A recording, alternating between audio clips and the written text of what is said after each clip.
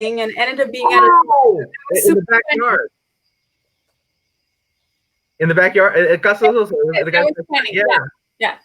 You know what? Some people were really upset about that because they didn't realize it was somebody's backyard. But I had a great time, and I sold there was maybe 20 people, and I sold 19 books. So I almost sold a book. It was a funny incident. If we could write a book about our performances and how it went, that would be a funny one. Yeah. No, the most bitter of all was Romero. He was upset. I know. It's still funny though. It's still funny. Oh, we're live. Okay. We're joined today. First, I want to say welcome, everyone. This is actually a one of the signature talks we're gonna have. This is presented by Dawes Center for the Arts in Pomona, California, which we're a nonprofit art gallery and studio and center, and we focus on bringing art to life, and a lot of people see themselves in the full light as to express themselves through the arts. And today we couldn't be happier to be joined by Sonia Guttieriez, who is a professor, a poet, and an upcoming novelist. We're gonna hear more about that later. But first, Sonia, can you share with us some poetry? Yeah, of course. So what I did is I looked for my Spider-Woman collection, and I picked 3 poems for you. How many do you want me to read? We'll do one now. We'll use them to punctuate. Okay, sounds good. Yeah. All right. So this particular one, as I recall, it was selected for the 10 best for La Bloga. A poet's mallet and query. Because these clumsy fingers don't play guitar, my letters rise like untied knots from the throat of my people. With their slumped eyes and brittled rags, that girl and boy deserve living a notebook of life. Without bullets, with color pencils to paint their good mornings and waters free of worms. Let them climb trees and be muddied with smiles. And because I don't have Goya's paintbrushes, my fingers paint the bloodshed of mangled arms like an owl gunned down in her nest, while her love flees in terror at midnight. And because for this poet, poetry is her only coat of arms and weapon without raw violence, she weaves words, so a pseudo deaf world listens to the history of her presage. So that's that one, Matt. Yeah. So that comes from a collection known as Spider-Woman. Can you tell us, tell those viewing right now, the history of the publication of that book as well? And yeah, let's talk about Spider-Woman. Okay, Spider-Woman. So I was about, I want to say 25. I was selected to go teach in Spain, and it was around the time that that I started writing. And to be honest, Matt, I didn't know that I was writing poetry.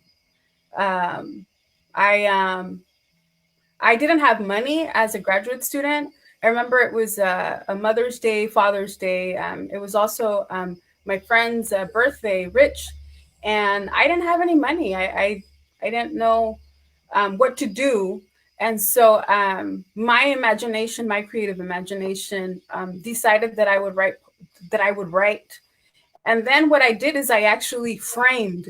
I framed the poems. I gave one to my dad for Father's Day, gave one to my mom for Mother's Day, and for my friend Rich, my beloved friend Rich, I gave him a poem for his birthday. So I come from an oral tradition, Matt, which means that my parents don't know how to read. And my mom, rest in peace. I knew that it was dear to them, but it was something that they couldn't read. So it was more like friends would come over, and then my mom would ask her friend, look, or would tell her, like, look at this poem. My daughter wrote it for me. Read it to me. So anyway, that's how I started writing poetry.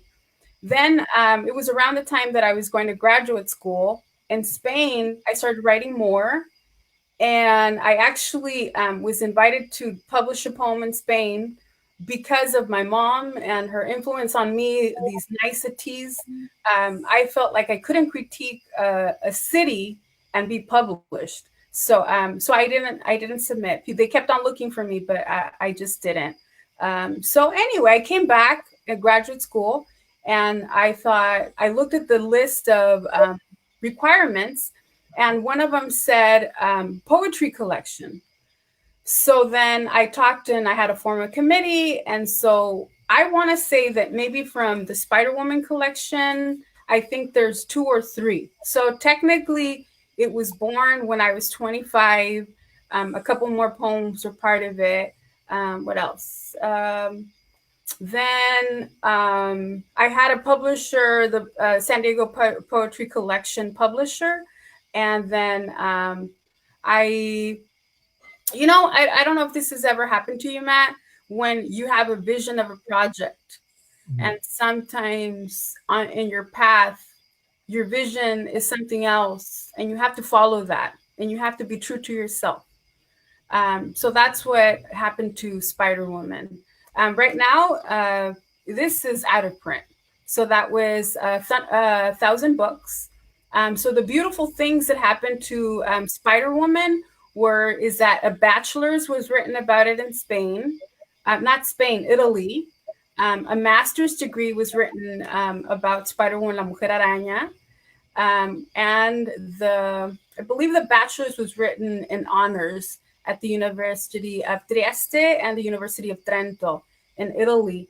So that I think is, and also the beautiful presentation that I had at California State University where I went to school. So it was truly an honor. These poems, one of them traveled to Mexico. So Mammography opened up a conference for immigration, and I think the guest speaker was an astronaut. So they added background music to the poem Mammography.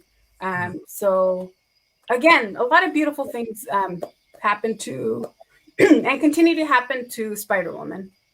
Are you aware that it's actually now at the bookstore of Casa Las Americas? I don't think yeah, wow, Matt, thank you. Thank you. Yeah, Yeah. yeah. I was there when Iris took it. Okay, Edie's. Yes, yes. No, Yeah, thank you so much. Yeah, yeah, both. yeah. She put it there. So I mean, like this book is an international.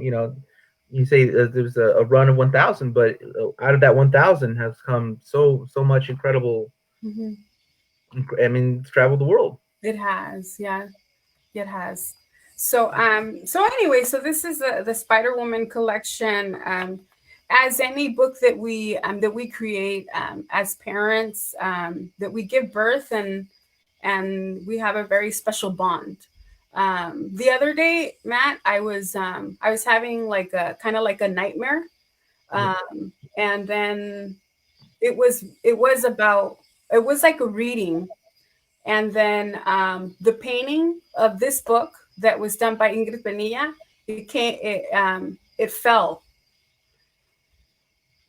and then I thought it was incredible, right? Like you can be having a nightmare or a dream, and then that painting falls off. And I think, to be honest, it was a way of telling me, yeah, it's out of print. Let's continue. Yeah, keep moving, keep moving. Well, it's out of print, but it's still enjoyed throughout the world. Maybe we can hear another poem from it. Yeah, of course. So this particular poem that I'm gonna read to you, I'm gonna. I remember that I was asked if I could submit a few poems to La Jornada Semanal de Mexico. So La Jornada would be like the equivalent of the New York Times. So La Jornada Semanal, this poem they actually looked for this poem. It's called My Flag. My Flag. My flag is the color of fauna, of flora, of yellows, crisp and dry greens, and of bright pinks. They are the little faces of flowers and buds too soon smile. My flag is the color of fauna, of creamy and dark hues, and of a radiant greenish blue chest. It is the restless gallop, stirring dust, and the feathered, heart-wrenching scream. My flag is a color of water, clear, embracing me with its arms without fighting over skin color. In it, I laugh, I rejoice, I sing, I cry, and I feel loved again. My flag is not the color of a red stream of spilled blood from my Palestinian brother, from my African sister, from my white brother, from my two spirit sister and brother, from my Chinese sister, and from my thirsty brother. My flag is the swaying of a hand and a handkerchief, like a wounded messenger bird searching for a mount of hope, offering peace and liberty. So that poem, Matt, I think it's also very important to honor the voice that I spoke when I was born. And if you don't mind, how about if I just read one stanza in Spanish, or if you want, Okay. Read the whole thing in Spanish. Yeah. oh, the whole thing. There's Okay, a bilingual audience watching. So. Matt, I don't know if you've ever felt well. In my case, what was it like when you first started your hearing your voice when you were reading? How did you hear your voice? Me, I was very nervous at first, but I told myself that what I was talking about was really important, and Mm-hmm. so what I was talking about was more important than whatever jitters I had. So I needed to power through it. So Mm-hmm. that's kind of like how I am. I'm always just Matt, power through it. Yeah. so I'm wondering, what did you like your voice? That's what Sound I'm. of my voice. I when I'm generally talking, I'm okay with it. When I laugh or when I do something I'm not completely in control of it, then I don't. Like when I lose control of my voice, when I lose control of exactly how I want to sound, then no, I don't like it. Mm-hmm. So just like to this day, I don't, so that's something that kind of happens. Mm-hmm. Uh, yeah, it's a So that feeling of so control. Like it's interesting. I'm Yeah. like, So it's interesting, Matt, because I know that I teach. I'm a professor. I know that, but it was weird, Matt, because I remember that I don't have a difficult time speaking in the classroom. But then when it became poetry, it was almost like I was shy about it. So when I heard my voice in Spanish for the first time, and on a microphone and at the Secut, the Centro Cultural de Tijuana, it was shocking to see and hear me from a YouTube video, and it was incredible. Like I was like, wow, okay, so maybe that's the passion and what we feel. Maybe that should be what I should be feeling in English. So mi bandera es el color de la flora, de amarillos, verdes, crespos y secos, y de rosados encendidos. Son las caritas de flores y botones por sonreír. Mi bandera es el color de la fauna, de matices cremosos y oscuros, y de un pecho azul verde resplandeciente. Es el galope inquieto, levantando el polvo y el grito desgarrador emplumado. Mi bandera es el color del agua, transparente, arropándome con sus brazos sin pugnar por el color de la piel. En ella río, gozo, canto, lloro y vuelvo a sentirme amada. Mi bandera no es del color de un arroyo rojo, de la sangre derramada de mi hermano palestino, de mi hermana africana, de mi hermano blanco, de mi hermana y hermano dos espíritus, de mi hermana china y de mi hermano sediento. Mi bandera es el vaivén de una mano y un pañuelo, como un pájaro mensajero dolido, buscando un monte de esperanza, ofreciendo paz y libertad. So that's my voice in Spanish, Matt. well, it's powerful either way. So, When you wrote this poem, you wrote it originally in Spanish and then translate to English, or did you write it originally in English and translate to Spanish? You know, Matt, this was actually before the time that you could pay tribute to somebody by adding after, and usually some people do it at the end of the poem. Had I been conscious of the style and rhetorical approach, I would have added after Francisco Alarcón. So I remember coming across a poem. I don't remember the collection, but I remember reading one of his poems. And you know how Francisco used to write in very short little poems, and they were so powerful. And I remember it was something like banderas, trapos sucios, like uh, flags, dirty rags, or something like that. And so then that poem inspired me to write this poem, Mi Bandera. Was it written in Spanish or in English? I don't remember. How bilingual was born for me, Matt, was because it's kind of like the gifts that I told you that I gave my parents when I didn't have money as a young graduate student. And it was odd, Matt, because I would write a poem that was written in English or in Spanish, but the person that was supposed to receive that message didn't speak the language that it was born in. So then I was like, oh my gosh, like now I have to translate to English, or now I have to translate to Spanish. So to be honest, I sometimes don't remember what language it was born. So what I do is I test my translations. I test like let's say for instance I write a vignette or a poem and it's supposed to make somebody really sad and cry. So what I do is I have my sister read it. I don't know if my sister is with us. Okay, there she is. Okay. So hi sister. And she's yeah, I told her that she had to take the day off. Or not the day off, just like an hour off of work. Okay. So anyway, I test the piece with my poor sister, and then I just watch her cry.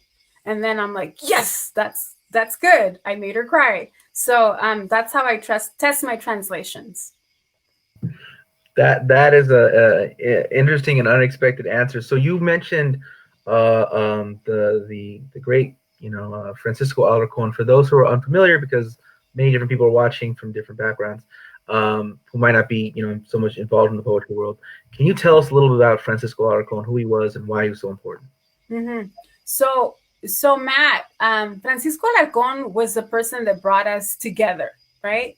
I don't remember. Sometimes we don't remember when we crossed paths or when we first met people. But Francisco, if you remember in 2010, when Arizona decided to start this reason that they were going to stop people under reasonable suspicion. So SB 1070. Yeah, yeah.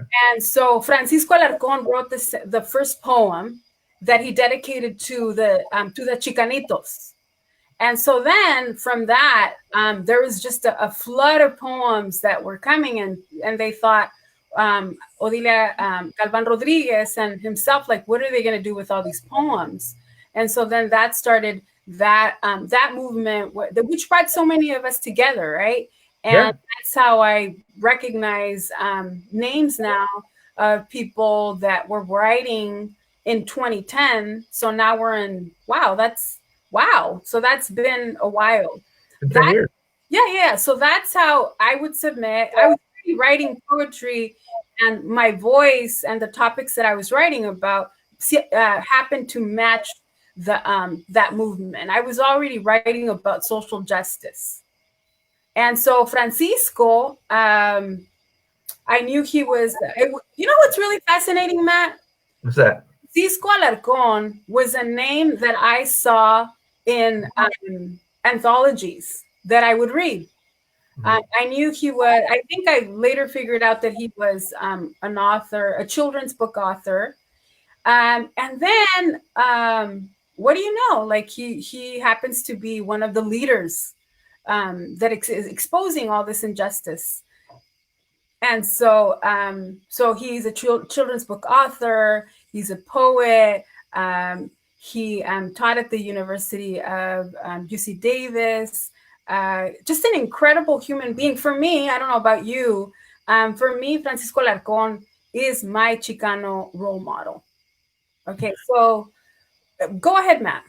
Well, I mean, I always remember him. My first impression was seeing him perform, and see him doing this. He was like this. He was like, "Chiquito, chinita," right? And then I was like, "Whoa, this guy's stage presence is really strong."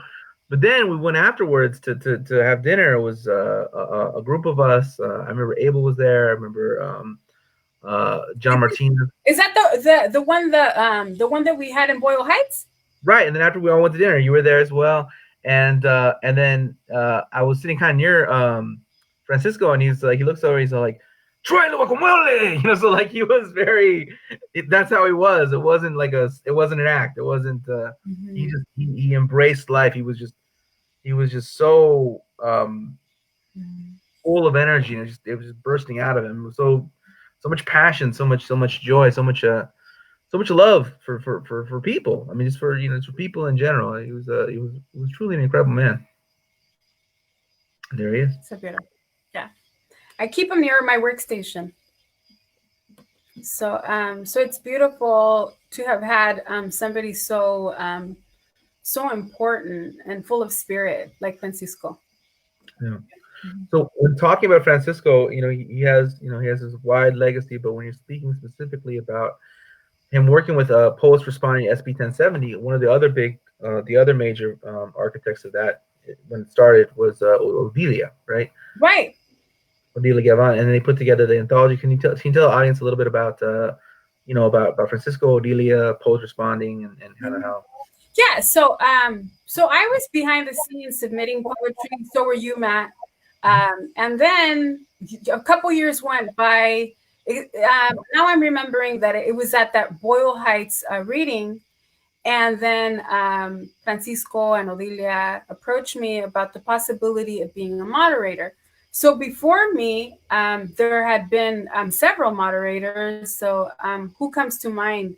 Hedy Trevino, Carmen Gay. Oh gosh, I'm gonna.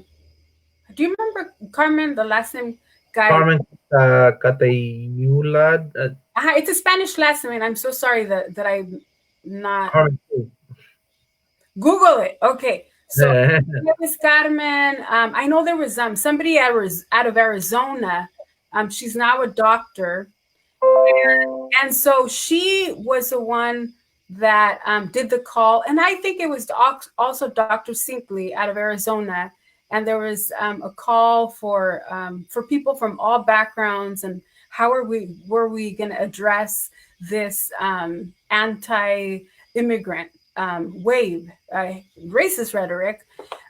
So then from all those poems, I know that I heard right from Odilia and Francisco about the idea of compiling the poems and then creating an anthology. And so that means that all those poems that people had submitted for a few years became the anthology. It was published out of the University of Arizona. In that anthology, now that I'm thinking about it, the Mi Bandera was published, and that was also another poem about children of the Banana Republic. That was another title. A lot of beautiful poems. Do you remember any particular ones from that anthology? I mean, I remember who was in it. I remember people being in it. Right. It's hard to remember specifically all the poems. I remember Francisco's poem, which was like which was the initial poem that he used to kick off the whole thing, the 1492 menu thing. Mm-hmm. That was a stunning piece of work. I do remember your work now that you mention it. God, I can't. Names. I'm trying to remember what they put in. I remember Iris was in there. I'm trying to remember what she had. Mm-hmm. I'm remembering a particular poem. It was Nancy Aide Gonzalez's poem, and it was about. I'm remembering that it was about the Virgen. A Virgen. I don't know if that was de las calles or that was a memorable piece that I remember coming from that collection anthology. So much of your poetry though really conveys, and it's very authentic. I mean, I shouldn't say this. I mean, hopefully everyone's authentic, but it's very effortless. That's a better way of putting it. A very effortless kind of internationalism, a very effortless, just in embrace of various peoples, well, very at the same time being very rooted in a particular kind of identity. How did you? Does this just come very naturally to you, just feel that way, or is it something that you've really put great intention to? How does this easy flowing, kind of internationalism play You know, out in your work? Matt. This was like really sad. I remember being in graduate school, and a professor asked us to write about our literary predecessors, and I couldn't figure it out. I didn't grow up with parents that read, so it's not like I could pull a book off the shelf and say, "Oh, this writer inspired me. This is why I write. This is my literary predecessor." So I remember I told the professor Maya Angelou, and she kind of looked at me like, "No, Sonia."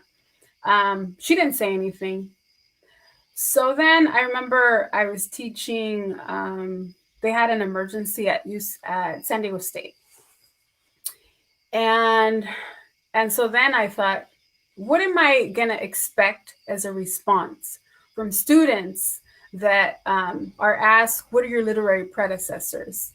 And so much time had gone by, Matt, that I could answer that question and realize where my voice comes from. So my voice comes from uncles that are songwriters. My voice comes from an aunt that had a mano a mano with Lucha Villa. My voice comes from a very humble parents who were rooted in the land. And as we think about, if we think about like this connection to the earth, to the land, that is international because anywhere in the world there's a great respect for let's say Egypt, right? And then we think about past civilizations and what they leave behind. And then so I would say that it was that lyric quality. I think it's what people have told me. Well, that's my background. And what about the topics? Well, my parents had we I grew up with pericos and roosters and dogs, no cats. I'm the first cat lady. I grew up with nature all around me. So I think yeah. To answer your question, Matt, sorry. How do I do that? Sometimes people think like, who do they want to connect to? Do they want to connect to people? How long do you want your poems to live? 10 years, 20 years, 50 years? So what I do, because that's the vision that came to me when I was writing or learning that I was writing poetry, is that I want people to understand my poetry in 500 years, and I'm conscious of that. And so I think we're poets. We're also historians. Historians can record time. They can record numbers. But poets, we can record the emotions that people were feeling at the time. So for me, it comes with great responsibility to expose the issues of the earth, not just people, but also plant life, animal life. I think that's what you're addressing in my poetry. Yeah. So when you're writing with that mentality that there are members of your audience that will not be born for centuries, does that does that affect not just what you write and how you write, but actually how you like process the world and how you go through the world? Like, why would I be caught up in the petty thing of this person not liking me when I am writing for audiences that will not be born for another 420 years or 400? Does that kind of go through your mind? With this What long. what I think the beauty of what you're saying, Matt, is that in 500 years, people will also experience relationships. And so I think, for instance, Neruda, right? And I think of other poets, and their voice, their themes that they wrote about come to mind, and it's beautiful because I have to tell you something funny, Matt. I had a professor in his at the university. I won't say his name, or why not, huh? I should say his name. So, Dr. Lance Newman, for like 3 or 4 weeks, would give us a experiment, and then he would ask us to follow that. And so, for about I think it was 3 classes, he would open up with something I would write, and I was like, "What the fuck? That's kind of weird, right?" And so I don't know if this has happened to you, Matt, where you're like, well, why me and why that poem? Well, okay, so sometimes I don't know if as women, right, we're conscious of that, but that professor said, I'm going to ask you for one thing, and that is don't write about love for his class. And so what do I do the next time? The next time I write about love, and I write about anti-love.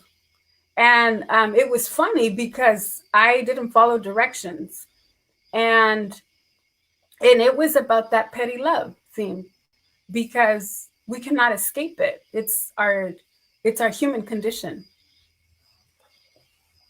No, I completely agree. That's kind of funny. How do I experience why me? I think I more oftentimes experience this idea that I sometimes get things I don't deserve, but I also think there are times where things I do deserve go to someone else. Mm-hmm. So I, I just let it be. Like that's the fairness or deserve has nothing to do with Mm-hmm. what happens in the world. I mean, it has some passing relationship with what happens, but it doesn't have a one-to-one relationship. There are things that like I see people get that I think that like, well, I'm way more suited for that.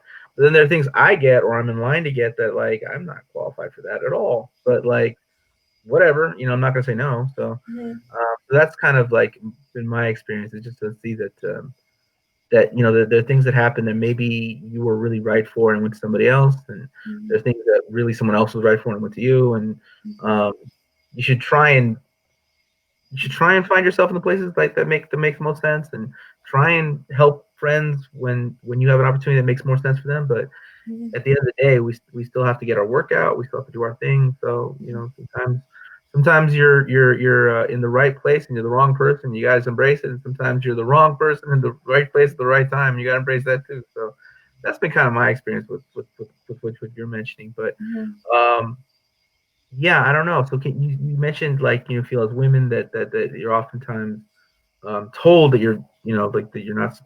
Why are you Mm-hmm. why are you doing this or why are you doing that? So can you speak a little more to that? Yeah, of course. Wow, a feminist question, Matt. I love it. Okay, so I think I'm when it comes to being Sonia, and the woman experience. I'm very lucky. I'm lucky that I had a dad, a father, who it was very important for to raise strong children, specifically his daughters, because my father knew the life that we were going up against. And so I remember Matt, my father, who doesn't know how to write, would sit me down at a chair, and he would ask me questions. And so I remember there was times that I didn't have the answer, and he would sit my sister. My sister is brilliant. She's the STEM supervisor at Palomar College, and my sister was 11 months older than me, and she could answer my dad's questions. For me, it took me a little bit longer, but over time. what I learned and what I realized is that my father created, prepared me to use my voice. When he met my mom, um, he he noticed that about, that experience of siblings where the brother has a command and control of the sister. My father did not accept that, and so he wanted again a wife, a woman, a partner that was equal. So in my case, when I when it comes to poetry, when it comes to using my voice, um, I don't have those.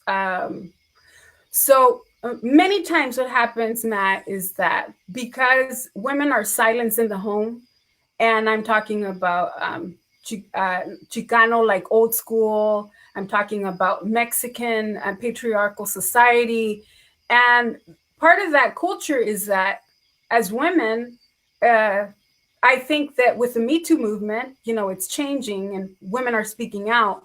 But everywhere that we go, it's like we have to be ready to use that. What Richard Rodriguez uses, what he calls the public voice. So for me, for my father, it was important for me, Sonia Gutierrez, to have a strong sense of I don't want to call it individuality, of a personhood, right? That I would make it in this world if I would speak up. So as far as the like literary world, I feel lucky in the sense that we know our restrictions, our borders in the United States. It's obvious we live in white supremacist capitalist society, with so many gender inequities, and so for me, I feel lucky that I can write in Spanish and that my poetry can stand. And I don't have this judgment from this country that can is going to wait to, if I'm writing poetry or if I'm not writing poetry. Like, you can take your time, right? But in the meantime, there's people. For instance, I got a message from somebody in Argentina who wanted to publish me, and she came across me, met through La Bloga. And so for me, that's beautiful, because as a woman who already recognizes how societies work, then I don't feel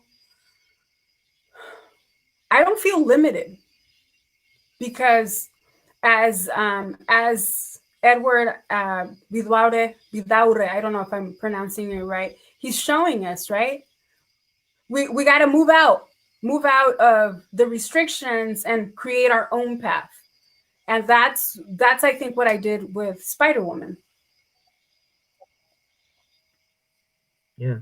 So we've talked about you as a student. We've talked about you as as a poet out there in the world. And now we come to the part of the story where you become a professor, where you become a teacher, where you are inspiring other poets. Right now, you're actually teaching a course in it's Chicana Latina Feminism 350. Do you Okay. want me to talk? Okay. Yeah, tell me. So I was very lucky, Matt. I feel like that I was a student that took classes as a student, and I have the recollection of what it was like for Sonia to be a student. And so, without saying any specific names of classes, I thought, one day when I teach, what is it that's missing in that curriculum? What is missing in the dialogue? What is it that Sonia Gutierrez can bring to the class? So in my critical thinking and writing classes, it's very critical for me, Sonia Gutierrez, who saw the holes in my education.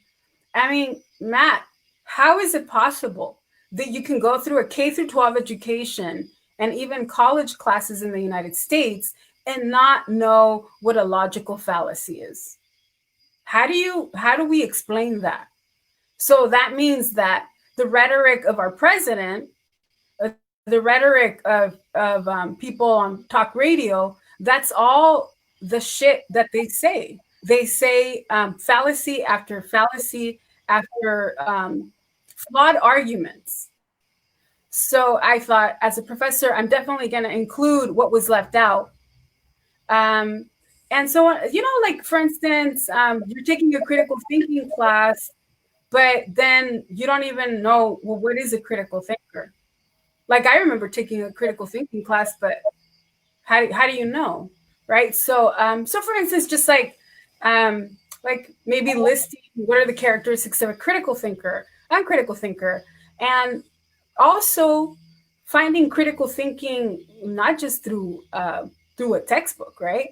So for instance, analyzing the real world, bringing in all types of genres into critical thinking.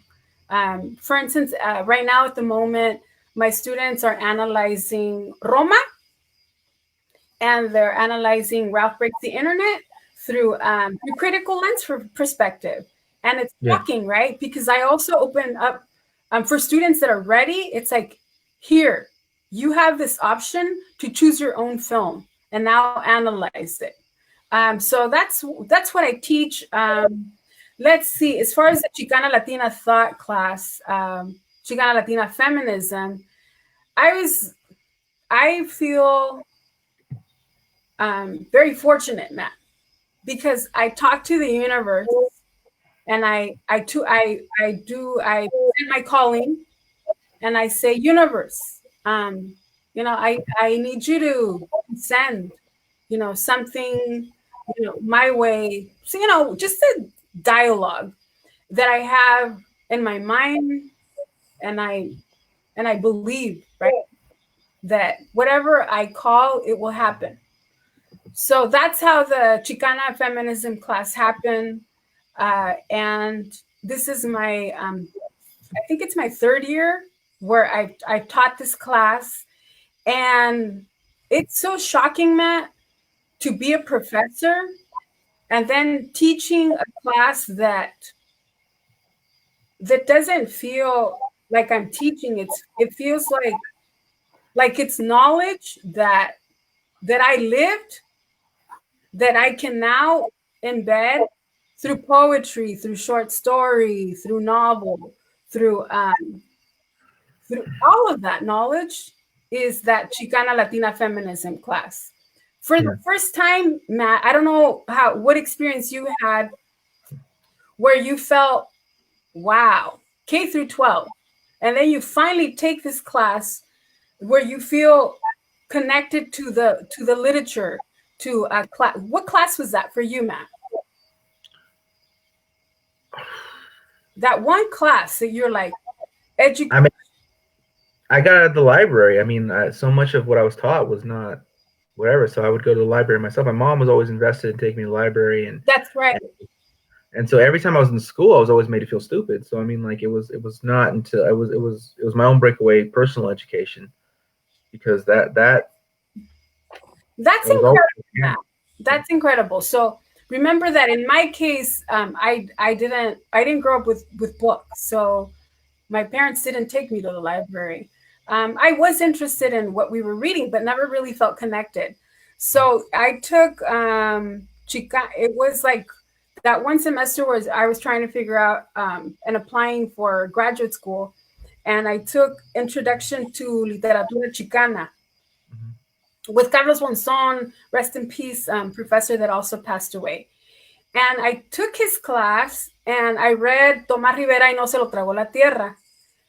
And I was in shock. I was like, I have never in all my years of education read anything that expressed and told me about the people that I represented. So that class is it's reminding me of the experiences that my students are going through. And so we're talking about violence against indigenous women's bodies. And so, how it's a blueprint of nowadays with the feminicidios. We're talking about sexuality. One of the books that I adopt is La Panza Monologues, right? The Panza Monologues. So we're talking about patriarchal culture and the shame of the body, you know, and weight in a patriarchal society, in in our society here in the United States, and also in Mexico. We're talking about very difficult issues through triple oppression theory, right? They're recognizing toxic masculinity, right? What do we do? What do we do? What we talk about it. That's what we do. We expose it.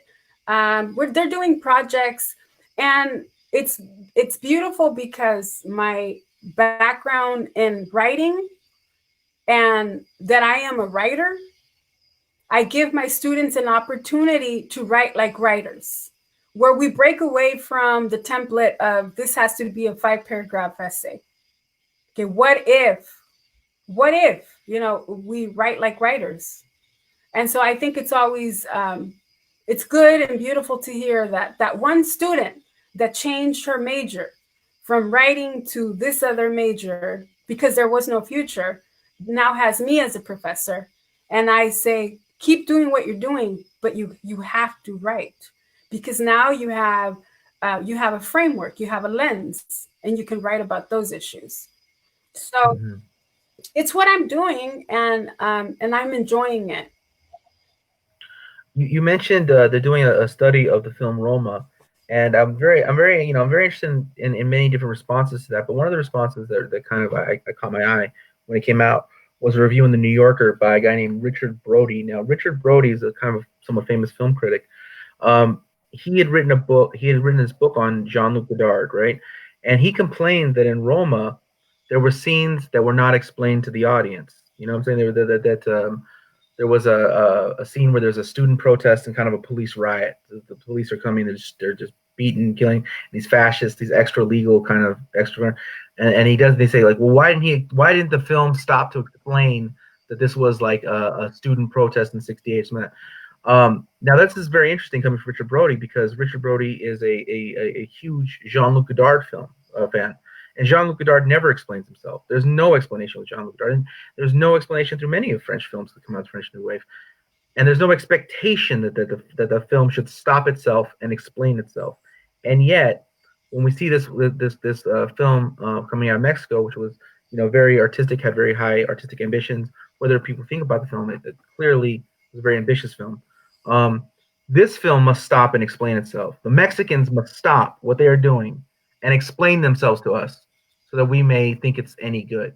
Do you find that struggle is kind of something that we are faced with over and over and over again? It's the expectation that we should stop what we're doing, stop expressing what just naturally comes out of us, and make sure that they understand what we're saying. I mean, is that you even want to speak English? I mean, that's a kind of a thing that we're going through in this country. Mhm. Well, thankfully for the times that we're living, the historical context, now we have technology. So people can access Google.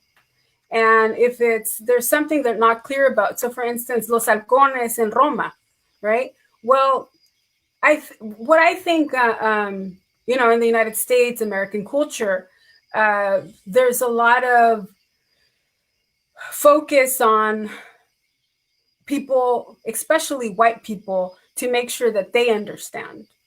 And I think that's part of the movement also as writers, Matt, where we no longer italicize Spanish words, right? No, this word that I'm writing is not foreign to me.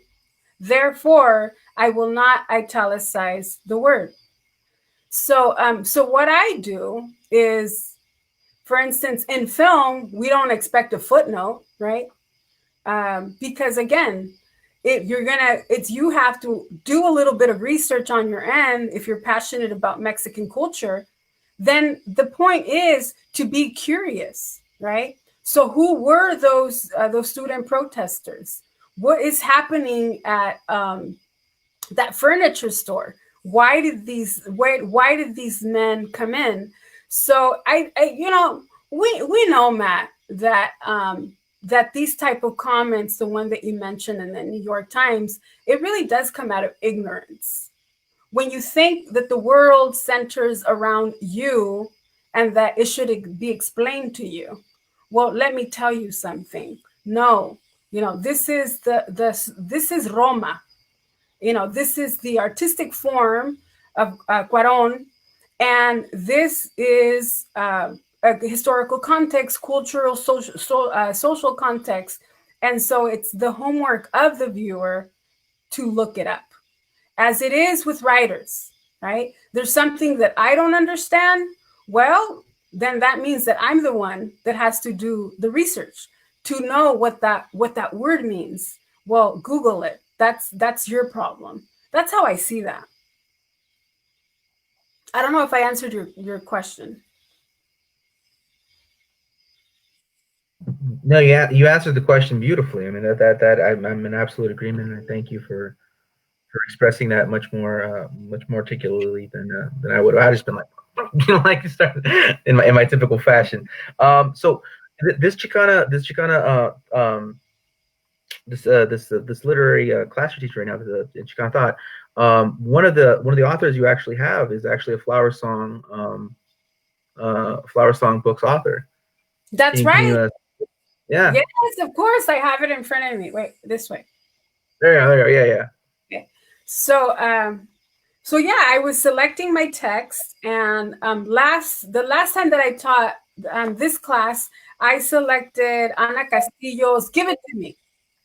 Mm-hmm. And so in the past, for other classes, Matt, the selections that I want to discuss have brought me trouble, right? So it can be a film. Like like even when I started teaching, anything I want to teach, I always somehow get in trouble.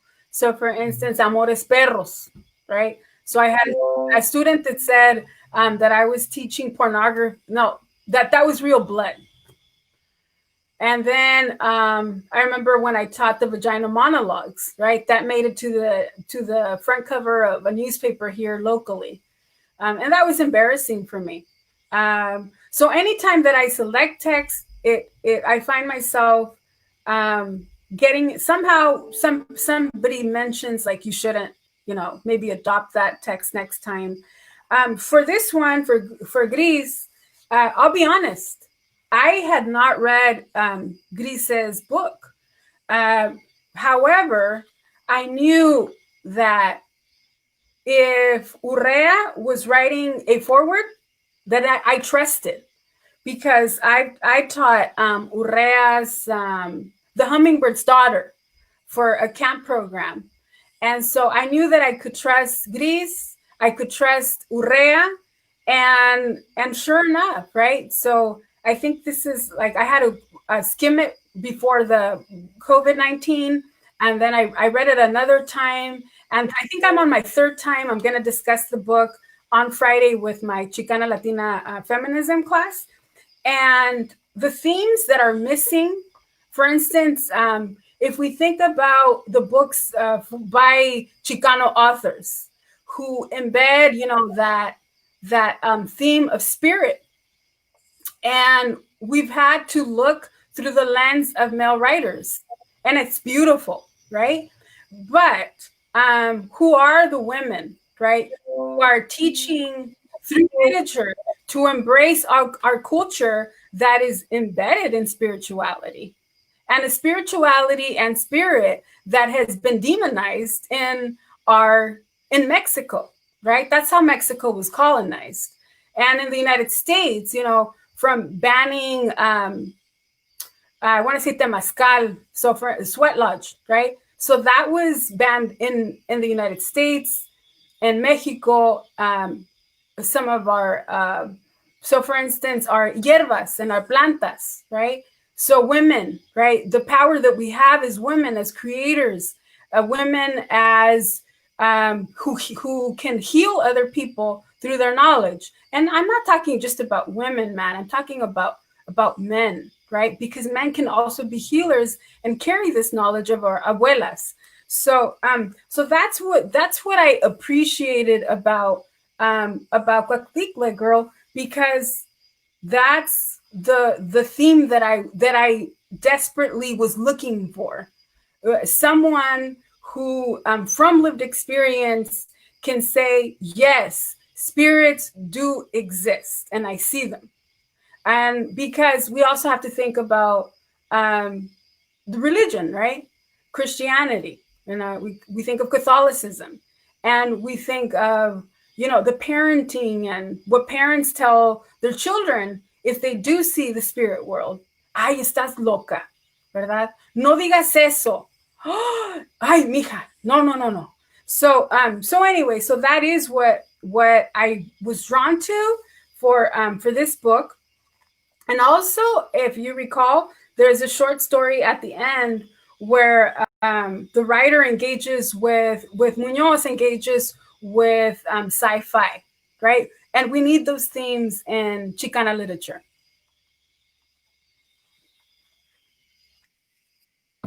Absolutely, no, definitely. I mean, and it's really a wonderful thing that that you're able to incorporate Greece's work into this, and that hopefully more to come with the your ongoing relationship with the Yes. Flower Song Press, right? Mhm. Fingers crossed, right? So that no, that's really incredible. So what we have some questions here. So why don't we look to these questions? And I have a few of my own, but let's let the audience ask. So it says, Sonia, did you ever get inspired to write by any of your high school teachers? Did I ever get inspired by writing by one of my high school teachers? This comes from Esteban Mata, who if that's the Esteban, I think it is a high school teacher. So I'll be honest, my high school teachers they didn't have any expectations for me. Mm-hmm. So sadly, Esteban, no, my teachers didn't inspire me. My teachers didn't mention college. Um, I remember something trippy happened that overlaps with our discussion, Matt. Um, I remember I used to work at San Marcos High School. I was an instructional aide, and a teacher, Miss Tarnavechi, gave me a book. She gave it to me, and I looked at it, and it was Victor Martinez's Parrot in the Oven. So then I read the opening pages, and the book was about baseball, and I was like, oh, baseball.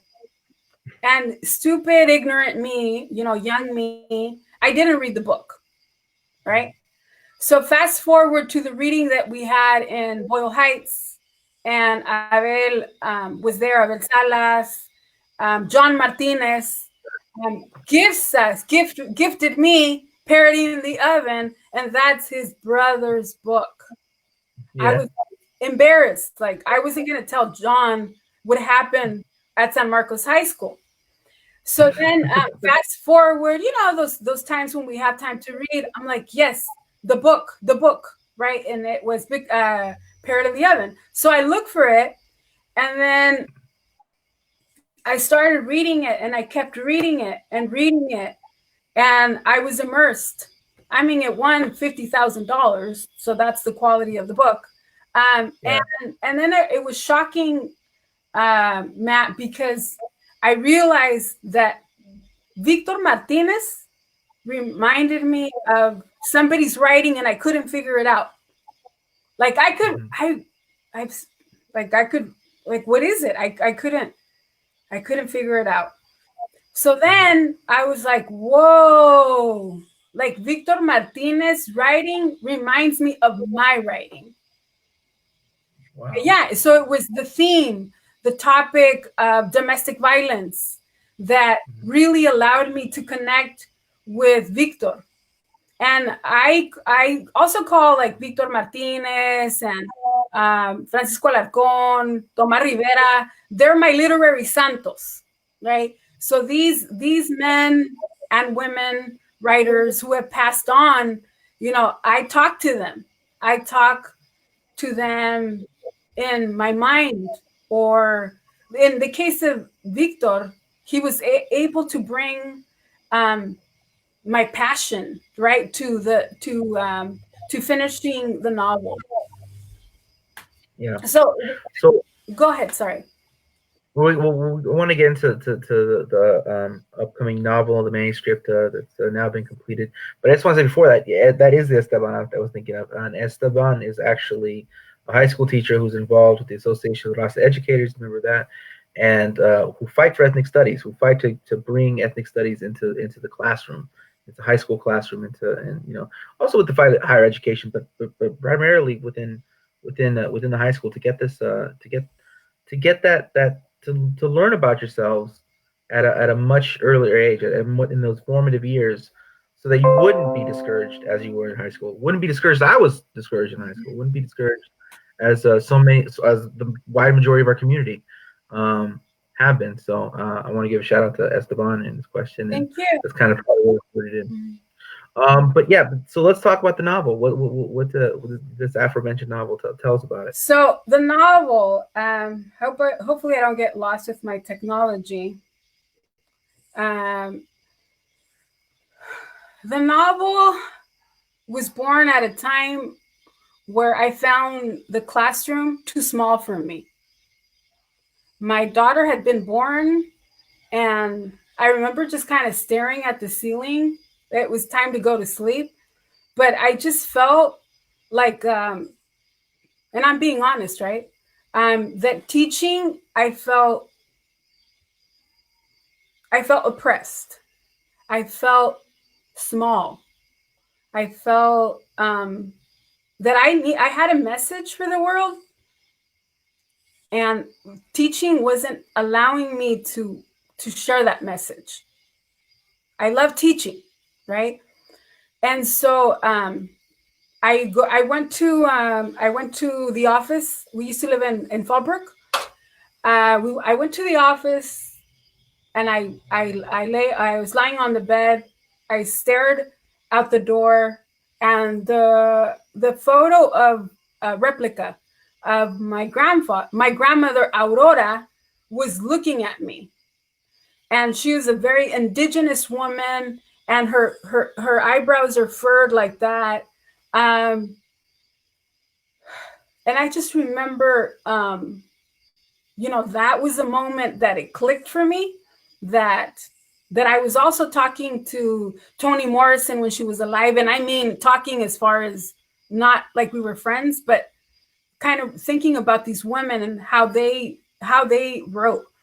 And I was also talking to Virginia Woolf, and so they're calling, and also Sandra Cisneros, and then all of that just kind of came to me, and then I thought, okay, I think I'm obviously ready. So then that's when the novel was born. So I don't know how many months or weeks it happened that I would stay up till 3, 4 o'clock in the morning, 3 or 4 o'clock in the morning, and stay up and stay up and stay up and stay up, and just keep working on the novel. So that's how the novel was born. I'm sorry, Matt. And so I do, if you don't mind, Matt, I could read one or two vignettes. What do you think? Not only do not mind. I mean, that'd be excellent. That'd be Okay, fantastic. so this one is from Dreaming with Mariposas, and I want to thank publicly Irene Lara Silva from Texas. So the title of the poem was first called Kissing Dreams from a Distance. Okay, and then it became Make Believe. So Jennifer Basile, the writer of The Black Girl Next Door, inspired that title. And then Irene Lara Silva kept on saying, Sonia, what if you outgrew your title? And she was right. So I really feel Dreaming with Mariposas. I think it was Dreaming with Butterflies, but then I thought, no, it's Dreaming with Mariposas. So I changed it to Dreaming with Mariposas.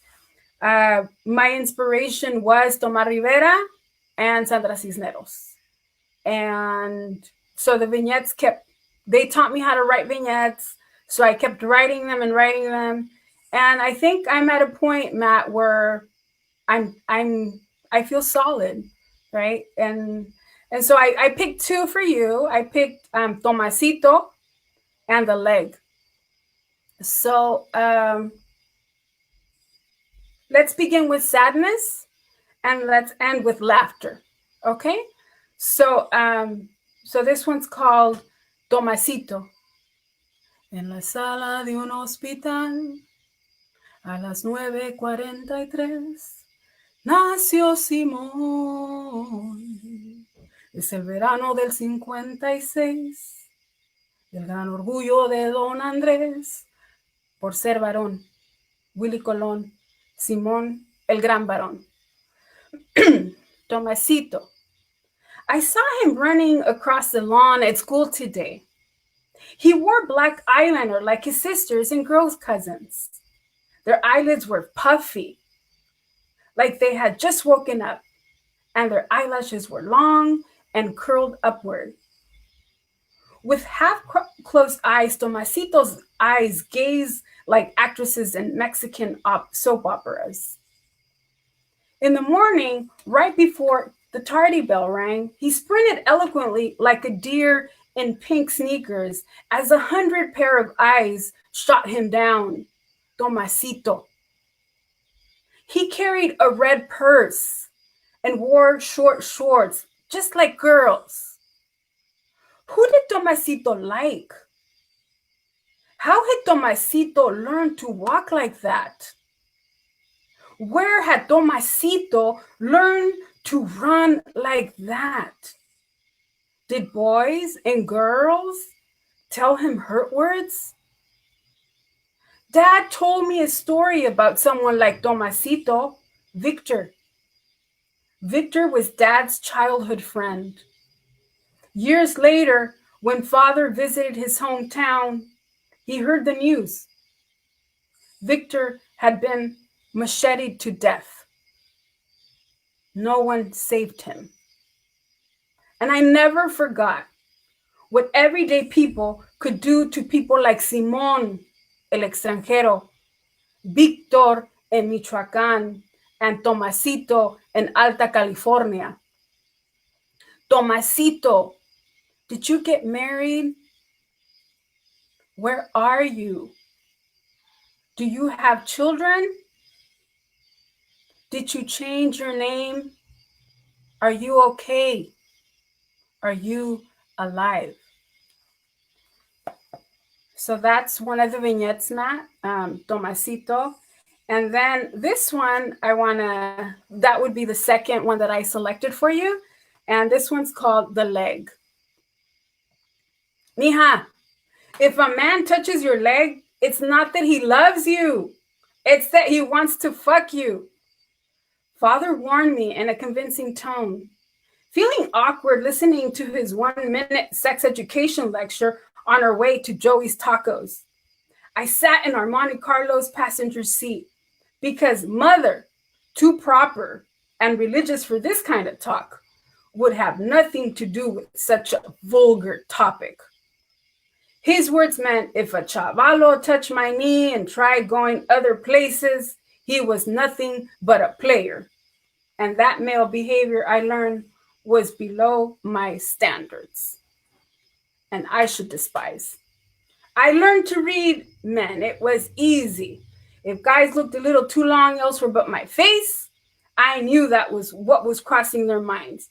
So when boys with deep, throaty voices and long Rico Suave finger gestures came my way, I ran, turned the block, and blew goodbye kisses.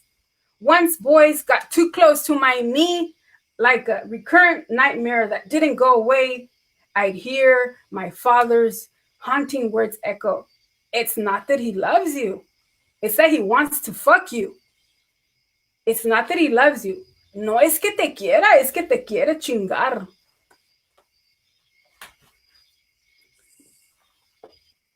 Oh yeah, well that's fatherly advice. If I ever heard it. So anyway, that's the novel. I have no idea how many vignettes there are in that novel.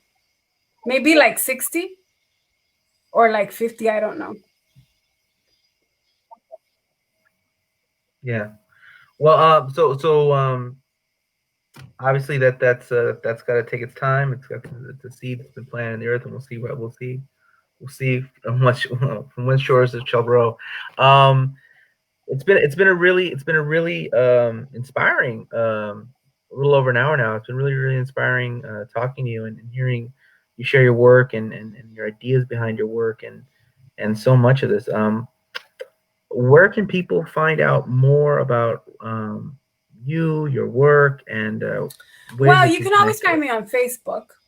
And I used to have a website, soniagutierrez.com. So I think once I publish the novel, then um, I would create another website. I teach at the university, so my email is sgutier at CSUSM. I also teach at Miracosta, so that's Guttieriez at Miracosta. I teach at so many places, you just have to Google me and just look for my email.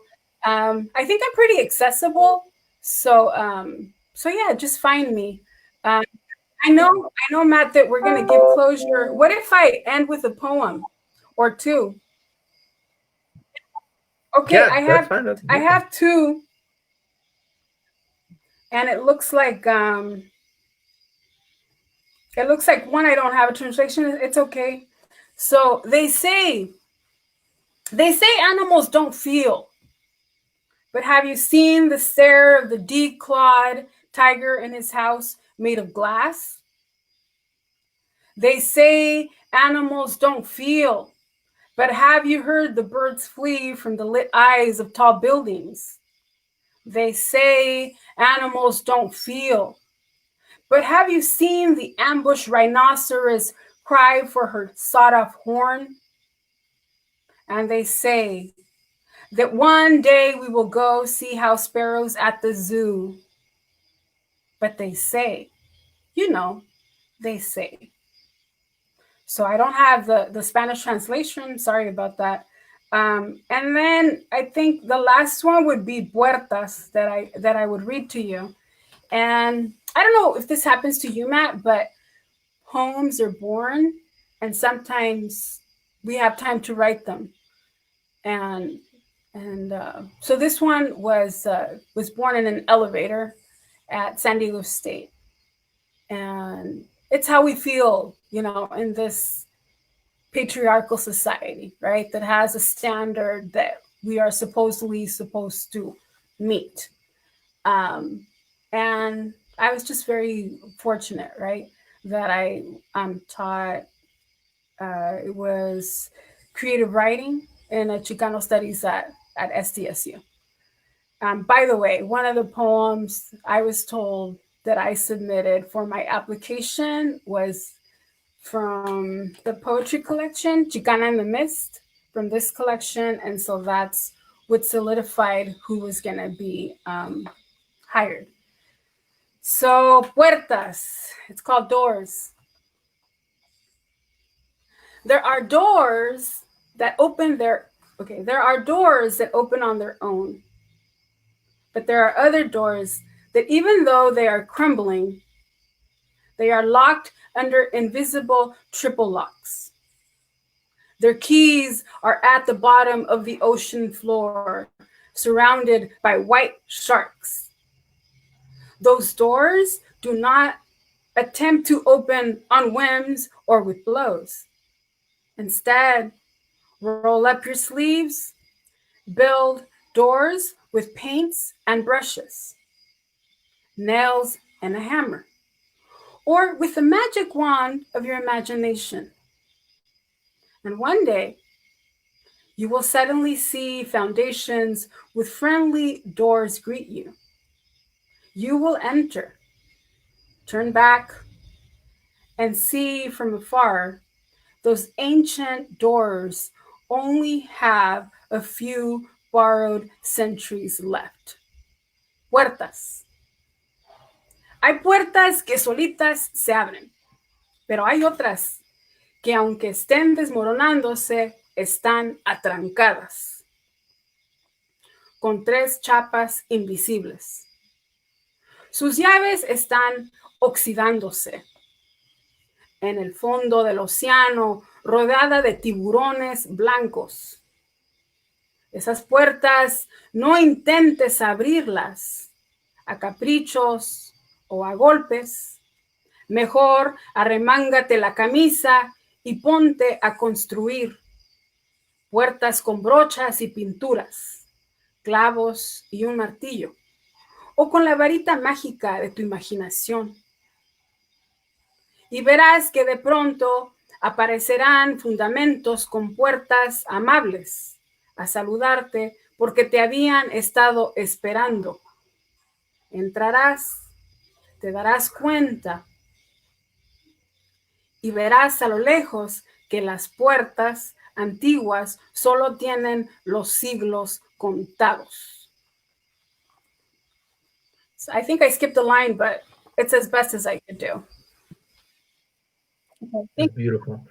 Thank you so much, Sonia. This is, Professor Gutierrez has been an incredible treat, and it's I had high expectations, and Thank you, Matt. So I'm very honored to be part of your selection for the DA Art Center. I remember as a child, I would actually visit Pomona, and I think I mentioned Pomona in my novel. I think I even messaged you to ask you about Pomona when I was working on that vignette. So it's always a pleasure, Matt, to hear that you're doing well, and that I wish you the best. And I feel honored to know you, knowing that we're poets, even though you're from Los Angeles. I'm in San Diego County, and it's just incredible, right? How our lives cross, and we continue to find each other in on these creative paths. Yeah. Okay. Well, thank you again. Yes, this is a presentation put on by the Dawes Center for the Arts as part of our speaking series. The Dawes Center for the Arts is a not-for-profit based in Pomona, California. It's an art gallery as well as a center, and it's our mission to make to help people bring out the light that they have within them through the arts. So thank you again, the Dawes Center for the Arts. Thanks you, Sonia, and I